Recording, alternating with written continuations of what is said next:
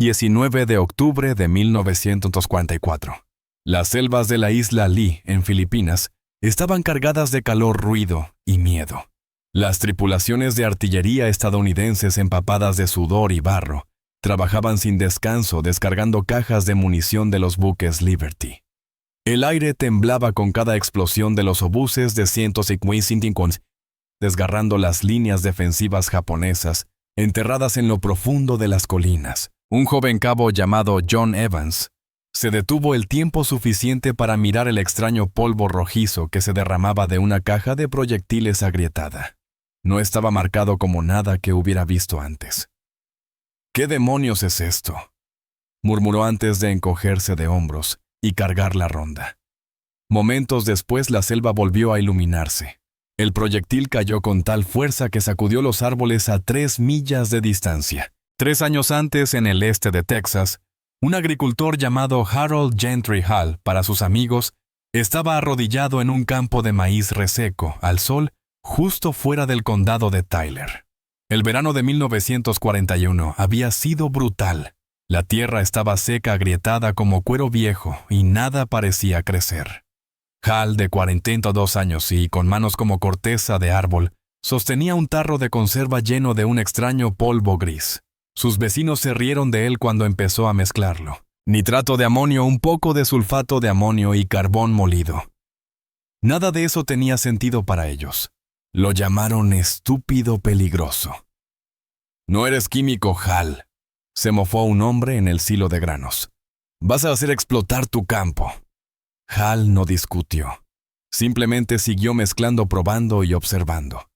Lo que ni los vecinos que se reían ni el propio Hal podían saber era que esa estúpida mezcla de fertilizante con el tiempo cruzaría el océano. Encontraría su camino hacia fábricas de guerra, dentro de proyectiles de artillería, en las mismas cargas que ahora pulverizaban fortificaciones enemigas en el Pacífico. No porque fuera explosiva, aún no, sino porque era eficiente, estable, fácil de almacenar y abundante. En el lapso de un año, la War Production Board de los Estados Unidos archivaría silenciosamente un memo altamente secreto bajo el nombre de Proyecto Grano Verde. Para 1644, miles de toneladas de munición llevaban trazas de una fórmula que había comenzado en un campo de maíz de 120 acres en el este de Texas. Decían que no era más que un granjero. Decían que su mezcla era una tontería. Estaban equivocados. Esta es la historia verídica de cómo un hombre pasado por alto sin educación formal y con nada más que un corazón terco creó algo que resonaría en selvas a medio mundo de distancia. Algo que ayudó a ganar una guerra, y todo empezó con tierra. Hal Gentry, y la tierra que desafió a Texas. Hal Gentry nació el 15 de agosto de 1908, en los bosques de pinos del condado de Tyler, Texas. Su padre, Ernest Gentry, era un agricultor de maíz de segunda generación. Su madre, Ruth, enseñaba aritmética en la escuela unitaria que servía a su parte del este de Texas. No eran ricos, ni siquiera de clase media, pero tenían tierra 120 acres, en su mayoría de arcilla roja que se extendían a lo largo del borde del río Nishi. Al creció persiguiendo gallinas descalzo, remendando cercas y escuchando a los viejos del almacén debatir rendimientos de cosechas y pH del suelo, como si fuera la escritura del domingo. Pero mientras la mayoría de los chicos del condado soñaban con plataformas petrolíferas o imperios ganaderos, Hal tenía una fascinación más extraña: la química de la tierra bajo sus botas. A los 12 años, le pidió a su madre que le guardara sus viejas latas de café, no para canicas, sino para probar diferentes combinaciones de ceniza, arena y estiércol sobre cebollas silvestres detrás del granero. Ella se rió, pero se lo permitió.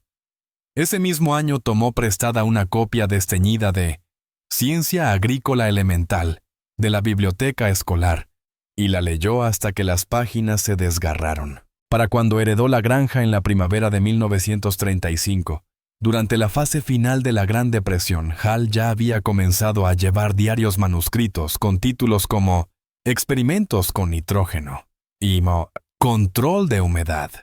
No se llamaba a sí mismo científico. Ni siquiera terminó la escuela secundaria. Pero tenía un hábito que la mayoría de los hombres no tenía: escribía todo. Cada lluvia, cada siembra, cada cambio en el color de las hojas. En el este de Texas la tierra era dura. Los veranos eran secos, los inviernos cortos, y la arcilla en el suelo podía hacer que plantar se sintiera como cincelar la roca. Para 1941, con la guerra calentándose en Europa y la demanda agrícola en aumento en todo Hall luchaba por subir los rendimientos por encima del promedio estatal. Se esperaba que el maíz alcanzara al menos 35 bushels por acre en Texas. Hall estaba estancado en torno a 28. Fue entonces cuando hizo la mezcla. Empezó simple. Añadió nitrato de amonio al suelo, un fertilizante rico en nitrógeno común y disponible para los agricultores en pequeñas cantidades. Pero Hall notó que se filtraba demasiado rápido en sus campos.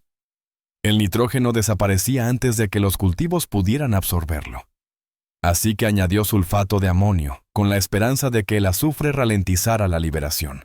Ayudó un poco, pero no lo suficiente. Entonces llegó el carbón, triturado hasta un polvo fino, absorbía la humedad y mantenía los otros compuestos juntos, de una manera que sorprendió incluso a Howell. La textura cambió. La tierra se mantuvo más fresca, más verde. Lo llamó Gentry Mix TQ41, y la gente se reía. «Esto no es un laboratorio de ciencias, Hall», le dijo un vecino. «Estás haciendo un aliño para barbacoa para tus plantas». Pero algo estaba ocurriendo.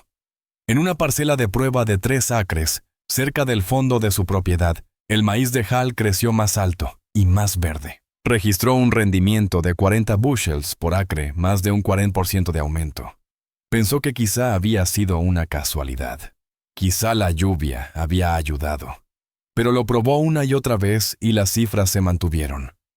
Lo que Hall no sabía, lo que nadie podía saber entonces, era que la composición química de su mezcla guardaba una inquietante semejanza con compuestos de munición en etapas tempranas. No era explosiva por sí sola, pero sí estable, densa y llena de energía potencial. En un mundo que se precipitaba hacia la guerra global, donde cada gramo de nitrógeno podía marcar la diferencia entre la victoria y la derrota, el experimento del patio trasero de Hall estaba a punto de convertirse en un secreto nacional. ¿Por qué el fertilizante puede explotar la ciencia que no enseñaron a los agricultores? Hall Gentry no sabía que estaba manejando los huesos de una bomba. Para él, el nitrato de amonio era solo un fertilizante potente, una de las mejores fuentes de nitrógeno para su empobrecida tierra del este de Texas.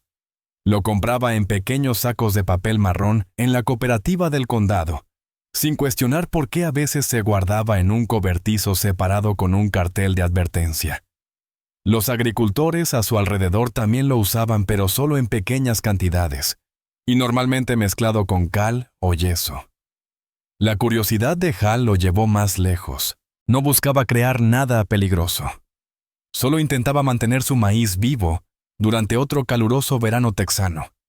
Pero lo que Hall no sabía, lo que la mayoría de los agricultores ignoraba, era que el nitrato de amonio no servía únicamente para cultivar cosechas. En las condiciones adecuadas, podía destruir edificios, astillar el hormigón y desgarrar el acero. Era de hecho uno de los productos químicos más versátiles y mortíferos de doble uso del mundo. Desglosémoslo: el nitrato de amonio se fabrica a partir de amoníaco y ácido nítrico. 2 sustancias que al combinarse crean una sal con alto contenido de oxígeno.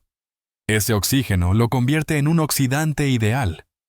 En los fertilizantes aporta nitrógeno directamente a las raíces de las plantas, pero en los explosivos alimenta la combustión. Cuando se mezcla con una fuente de combustible como diésel o incluso carbón, puede detonar con una fuerza que rivaliza con el TNT de grado militar. Eso no es teoría, es química. Y para el comienzo de la Segunda Guerra Mundial, tanto las potencias aliadas como las del eje estaban desesperadas por los nitratos.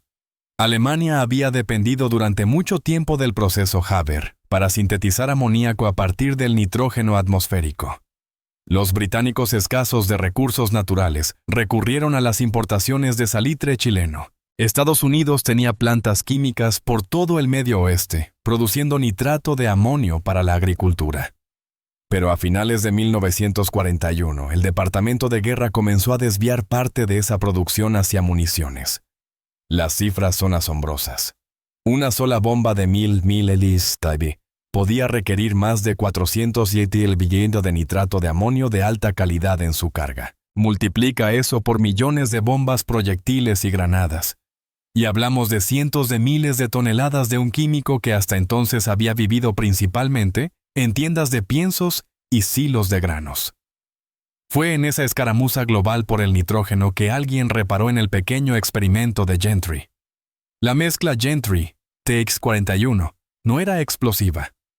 Aún no. Pero tenía dos cosas que al ejército le encantaban: estabilidad y disponibilidad. Porque la versión de HAL empleaba carbón molido.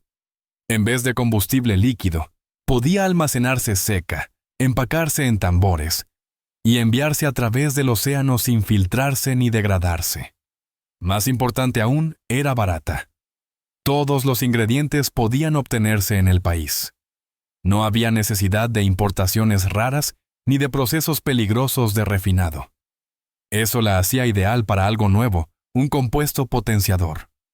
Un potenciador se sitúa entre el detonador y la carga principal explosiva. Su función es amplificar una chispa débil hasta convertirla en una explosión masiva. Para eso se necesita algo con sensibilidad moderada más potente que una mecha, pero más seguro que el TNT. La mezcla de HAL con los ajustes adecuados cumplía todos los requisitos. Aún así, nadie se lo contó. Mientras el ejército añadía en secreto Gentry Mix, TX41, a su lista de compuestos potenciadores experimentales, HAL seguía con la agricultura. Conservaba sus notas, controlaba la acidez del suelo, y nunca imaginó que enterrada entre sus filas de maíz estaba la semilla de algo mucho más grande. A principios de 1942, la War Production Board ya redactaba propuestas para adaptar ciertos compuestos a base de fertilizantes para uso en la artillería. Y una de las etiquetas que seguía apareciendo garabateada a lápiz en un informe enviado desde el este de Texas decía simplemente: Green Grain Variante Agrícola. La carta que cambió su vida a Washington llama. Llegó en un sobre marrón sencillo sin dirección de remitente y con una sola línea de texto sobre el nombre de Hal Gentry, asunto oficial, War Production Board. El matasellos decía 5 de marzo de 1942.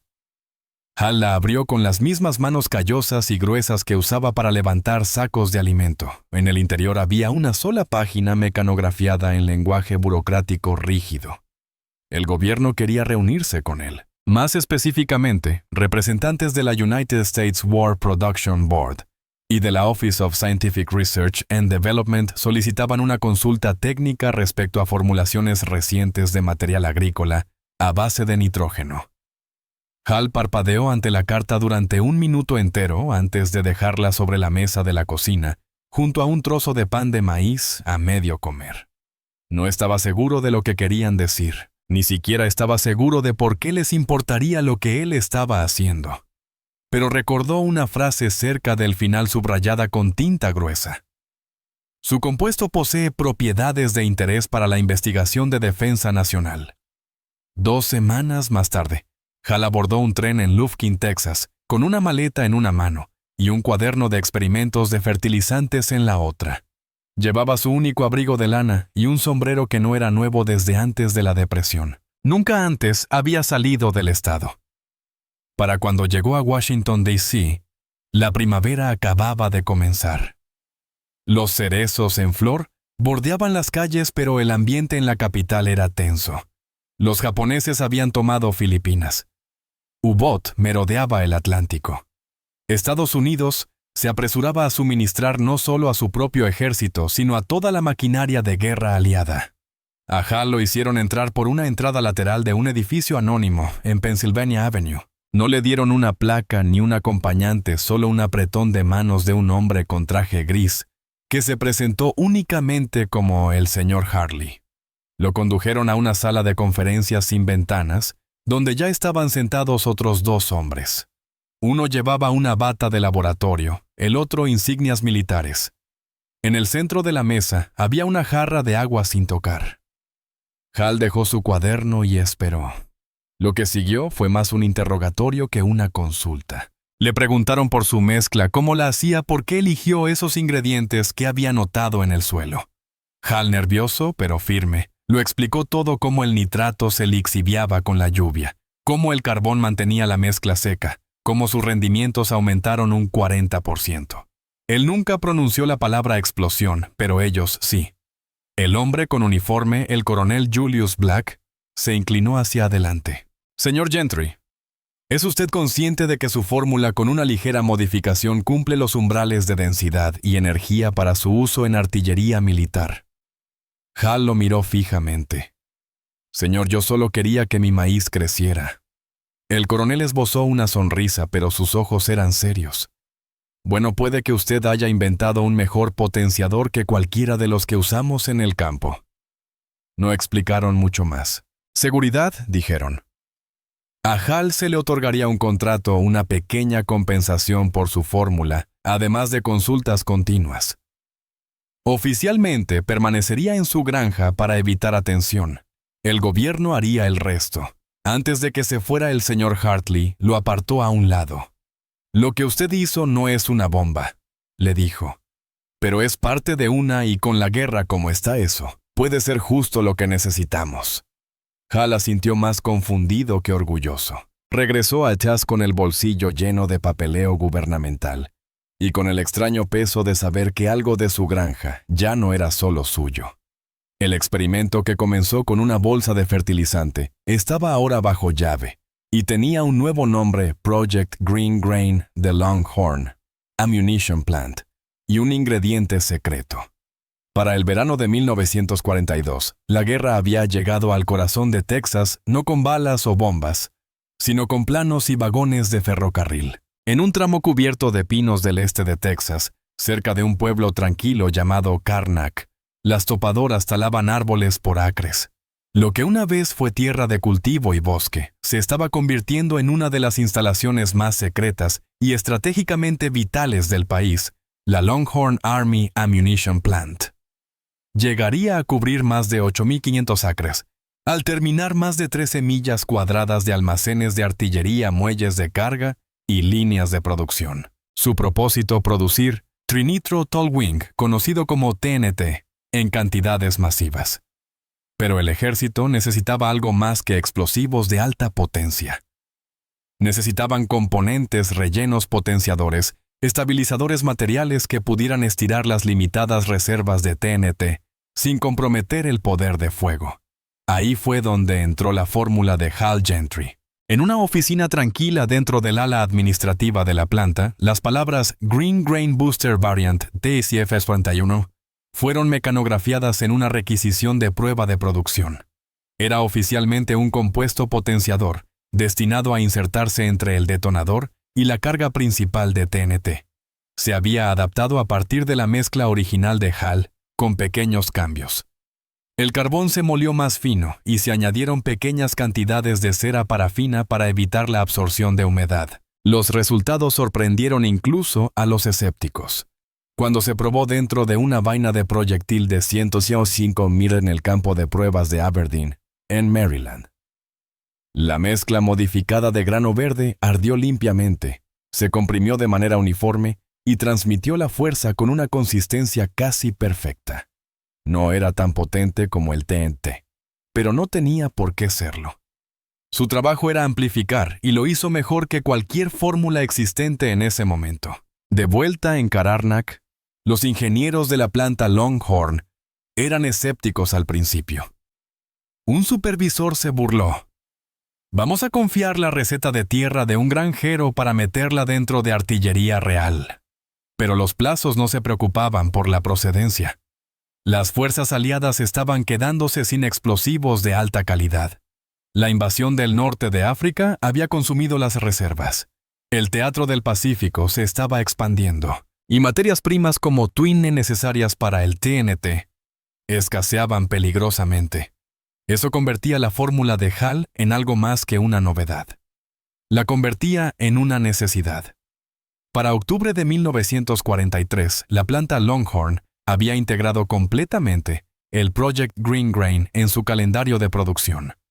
La mezcla se enviaba en tambores sellados etiquetados como Booster Variant C y se cargaba en miles de proyectiles de 105.000 o 150.000 km. Nunca figuró por su nombre en los manifiestos, solo el código de fórmula TXF41.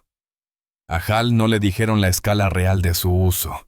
Todavía se levantaba antes del amanecer, atendía su maíz y garabateaba cifras de lluvia en un cuaderno de espiral.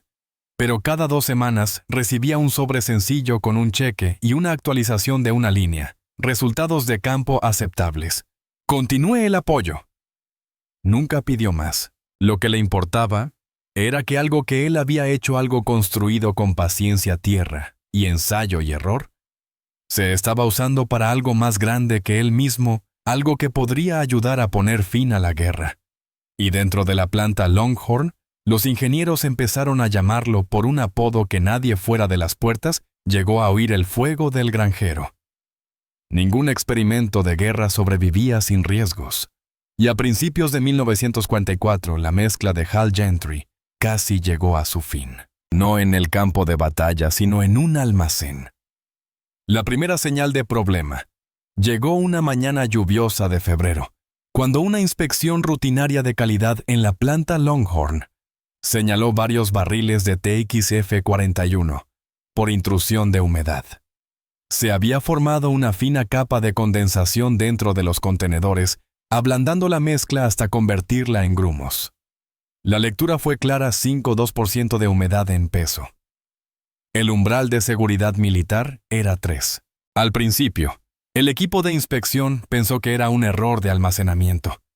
Quizá los tambores no se habían sellado correctamente, pero un segundo lote falló la misma prueba. Luego un tercero. En 72 horas, la planta detuvo toda la actividad de la línea de potenciadores, que involucraba grano verde. Se acumulaban retrasos en la producción. Se acercaba una ofensiva en el frente. Las tensiones aumentaron. A Hal lo convocaron. Llegó a la planta con su vieja chaqueta de campo y su sombrero todavía oliendo ligeramente a tierra y diésel.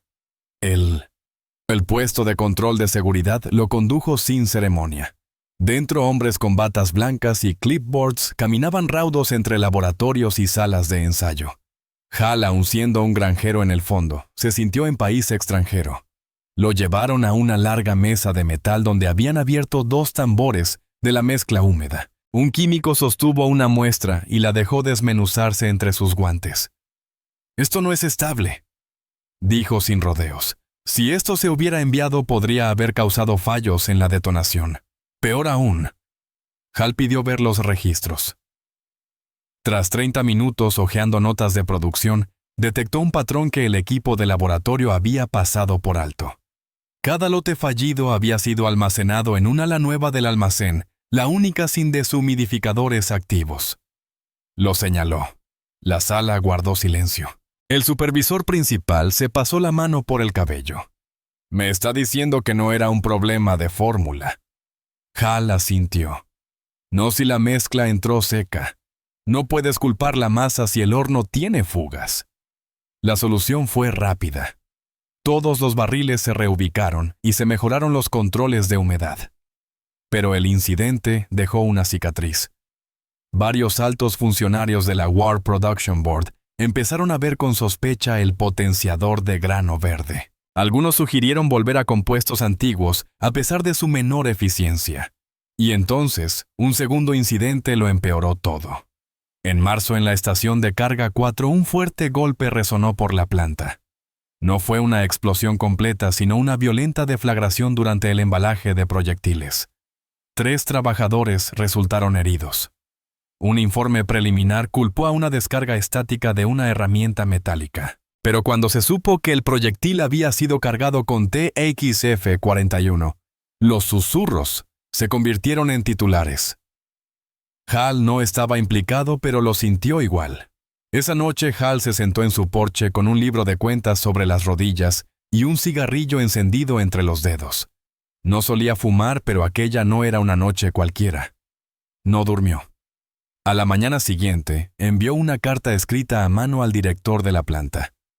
Decía: Si cree que la mezcla no es segura, deje de usarla. No hice esto para herir a nadie.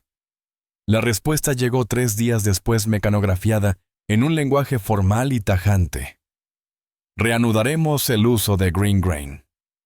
El problema fue procedimental, no químico. Su mezcla sigue siendo valiosa. Usted también. No era un elogio, pero bastó. Hal volvió a sus campos. Las dudas no desaparecieron, pero en algún punto entre las hileras de maíz y el murmullo del viento, se recordó a sí mismo que el riesgo era parte de la guerra y parte del descubrimiento. Si su mezcla tenía un papel que cumplir, lo cumpliría aunque nadie le diera las gracias. ¿Cómo la mezcla ayudó a romper Leyte? 20 de octubre de 1944. Las primeras botas estadounidenses tocaron las costas de la isla de Leyte al amanecer. El sol apenas empezaba a disipar la neblina matinal, pero la jungla ya estaba viva con fuego de armas morteros y el agudo zumbido de las ametralladoras japonesas ocultas en las colinas. Era el comienzo del regreso del general Douglas MacArthur, la tan prometida liberación de Filipinas. Y los japoneses no tenían intención de rendir la isla sin luchar. Las zonas de desembarco estaban fuertemente fortificadas. Búnkeres ocultos, trincheras camufladas y casamatas profundamente enterradas convertían cada pulgada de terreno en una trampa mortal. Los soldados aliados se agazapaban detrás de cualquier cobertura disponible mientras la lluvia de fuego caía sobre ellos. El avance se estancó. Las bajas aumentaban. Entonces el cielo se abrió. Una pared de sonido llegó desde el mar. Los acorazados y cruceros estadounidenses anclados a millas de la costa desataron todo su arsenal en lo que se convertiría en uno de los mayores bombardeos navales de la Guerra del Pacífico. Los proyectiles de 155 mm trazaban arcos mortales sobre el cielo. Algunos llevaban los nombres de novias garabateados a lápiz. Otros llevaban algo mucho más inusual, un compuesto potenciador etiquetado como TSF-41. Dentro de esos proyectiles, encajado entre el detonador y la carga explosiva, había un polvo nacido de la tierra del este de Texas, la mezcla de Hal Gentry. Nadie en la playa lo sabía. Nadie en los buques de guerra lo sabía. Pero cuando los proyectiles impactaron todos, notaron que algo era distinto. Un sargento de marines llamado Víctor Duca, agachado detrás de un tronco astillado, escribió más tarde en su diario de campaña: sonó como si el cielo se hubiese rasgado. El suelo se levantó bajo nosotros como un colchón. No solo explotó, empujó. Podía sentirlo en el pecho. No sabía qué tipo de munición habían usado, pero los japoneses dejaron de disparar después de eso. La línea defensiva japonesa a lo largo de Red Beach se derrumbó tras 40 minutos de bombardeo continuo. Los informes de los observadores adelantados señalaban que los búnkeres que antes habían resistido explosiones convencionales ahora estaban destruidos más allá del reconocimiento. En algunos casos, la misma ladera de la colina había sido arrancada con raíces rocas y barras de acero lanzadas a lo alto de los árboles. La artillería no solo estaba suprimiendo el fuego enemigo, estaba borrando sus posiciones. En un memorando redactado apenas 2 días después del asalto inicial, un oficial de municiones a bordo del USS Tennessee escribió: el desempeño de los proyectiles superó las expectativas previas en consistencia y propagación de la detonación. Se sospecha que la causa está relacionada con un nuevo compuesto potenciador distribuido en el lote T6. Se recomienda realizar más pruebas. Aquel lote TX6 no era otro que el lote mejorado con Green Grain, enviado desde la planta de municiones del ejército Longhorn en Karnak, Texas, 4 semanas antes. Y no fue el único lote. Cuando la campaña de Leyte alcanzó su punto álgido en noviembre, más de 250,000 proyectiles con el potenciador habían sido disparados en toda la isla. Se estimó que más de 4 millones de libras de material relacionado con el TF-41 se habían utilizado al final de la campaña, y los japoneses lo notaron. Manuales de campaña capturados del enemigo indicaban un cambio en su planificación defensiva.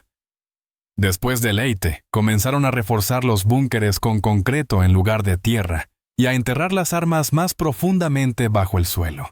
Habían aprendido dolorosamente que algo había cambiado en el poder de fuego estadounidense, aunque nunca supieron qué. De vuelta en Texas, Hal Gentry se sentó en su cocina escuchando la radio. La transmisión crepitaba intermitente, pero alcanzó a escuchar los titulares. Las fuerzas estadounidenses logran grandes avances en Filipinas.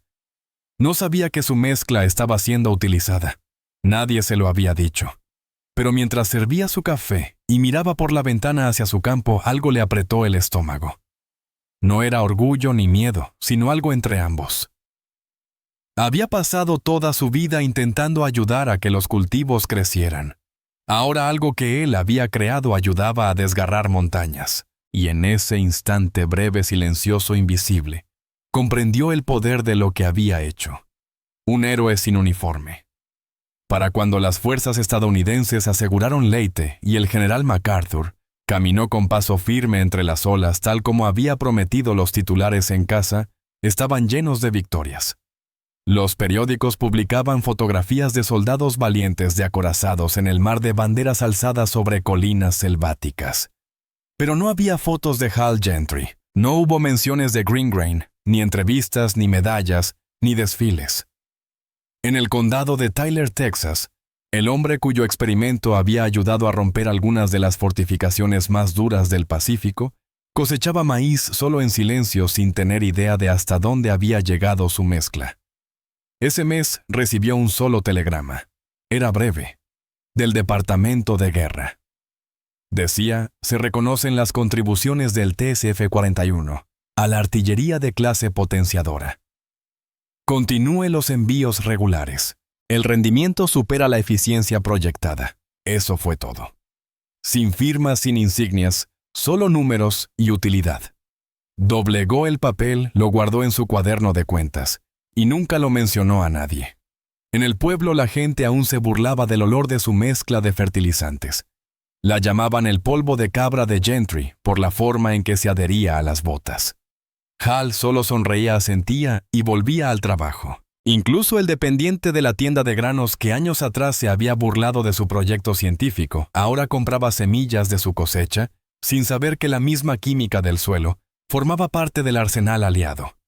A veces Hal pasaba en coche frente a la oficina de correos y alcanzaba a ver una bandera de servicio en la ventana de alguna casa, estrellas doradas, estrellas azules, y se preguntaba si uno de esos muchachos habría sido salvado por la fuerza de su mezcla. Nunca lo preguntó, nunca lo dijo. No tenía uniforme, ni rango, ni medalla.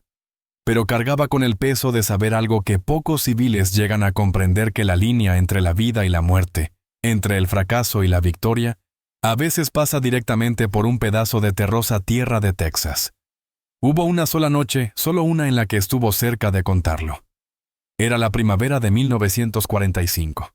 La guerra estaba casi terminando. El sol se ponía en gruesas franjas anaranjadas sobre el horizonte, y Hal estaba sentado en su porche con su sobrina Claire, una maestra de Dallas que había venido de visita. Ella traía un periódico con una foto en portada: Iwo Jima.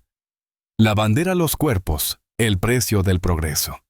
Claire miró a su tío y le preguntó con suavidad: ¿alguna vez desearías haber hecho más? Hal no respondió al principio, solo miró las hileras de maíz que empezaban a brotar de un verde pálido sobre la arcilla roja. Finalmente dijo: a veces el trabajo más importante no hace ruido. Claire no lo entendió, al menos no del todo. Pero años después, cuando el Project Green fue discretamente desclasificado y los registros revelaron la identidad del hombre detrás del TSF-41, recordó esas palabras. Hal nunca se jactó, nunca reclamó crédito, nunca intentó beneficiarse. Permaneció en su granja durante la sequía de 1949, durante la ola de mecanización de los años 50. Murió mientras dormía en 1971 a los 63 años. El obituario local lo describió como granjero experto en fertilizantes y hombre de fe tranquila. No mencionaba los proyectiles, ni el potenciador ni la guerra. Pero en un archivador en Washington, D.C., en una carpeta alguna vez marcada como materiales confidenciales de artillería clase C de potenciadores, el nombre Gentry seguía allí, un granjero, un don nadie, un héroe sin uniforme. Al final Hal Gentry no pidió nada. No quiso su nombre grabado en el costado de un acorazado. No exigió una estatua ni un capítulo en un libro de historia. Ni siquiera contó a sus vecinos lo que había hecho. Simplemente volvió a la tierra, a ese suelo que lo había criado y que en su forma callada él había devuelto. Y quizás eso sea lo que permanece contigo. Porque entre todo el ruido de la guerra, entre el trueno de los cañones, los gritos de mando y el rugido de las fábricas, algunos de los momentos más decisivos de la historia comienzan en silencio, en quietud. En un hombre de pie solo en un campo sosteniendo un frasco de polvo y preguntándose si tal vez, solo tal vez, ha encontrado algo que nadie más puede ver. La vida de Hal nos enseña algo que con facilidad se olvida: la historia no la moldean solo los generales y los discursos. La historia la conforman también quienes trabajan sin ser vistos, los que perseveran sin aplausos, los que cargan con el peso de las consecuencias, sin llegar a saber jamás hasta dónde llegan sus actos. La mezcla de fertilizante que él creó, nacida del fracaso, del ridículo y del sincero deseo de hacer crecer algo bueno, se convirtió en la fuerza invisible tras un millar de explosiones. No porque él lo pretendiera, sino porque creía en el valor del esfuerzo, en el de intentar, en el de no rendirse cuando el mundo dice que estás perdiendo el tiempo. Hay en eso algo casi sagrado. Así que quizá el verdadero legado de Hal Gentry no esté solo en los proyectiles disparados en Leyte o en los planos guardados en los archivos. Quizá resida en lo que nos recuerda sobre nosotros mismos, que incluso en una era de máquinas simétricas, sigue siendo el corazón humano el que inventa, sigue siendo el agricultor, el que siembra, sigue siendo el ciudadano, que sin rango ni condecoración cambia la marea. Y ahora quiero preguntarte algo. ¿Qué habrías hecho tú en su lugar si el gobierno llamara a tu puerta por un experimento de tu patio trasero? Si tu trabajo callado, extraño y personal de pronto tuviera el poder de cambiar el curso de la historia, ¿lo habrías entregado sabiendo que quizá podría salvar vidas? ¿Habrías asumido el riesgo sabiendo que quizá también podría costar?